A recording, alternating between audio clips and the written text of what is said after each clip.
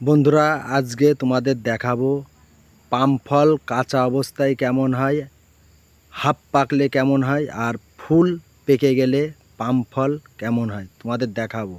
আর ফুল যদি পাম ফল পেকে যায় তারপরেই পাম ফল কাটতে হবে। তা চলুন বন্ধুরা, দেখা যাক। তোমাদের দেখাবো পাম ফল কাঁচা অবস্থায় কেমন হয়, হাফ পাকলে কেমন হয়, আর ফুল পাকলে কেমন হয়।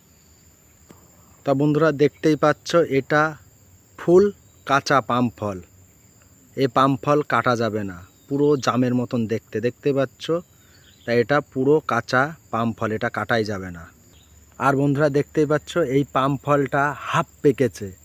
আর 4-5 দিনের মধ্যে এই পাম ফলটা পেকে যাবে, তারপরে কাটা যাবে। এই পাম ফল কাটা যাবে না, এটা হাফ পাকা। এই পাম ফল এখনও কাঁচা আছে, পুরো পেকে পারিনি।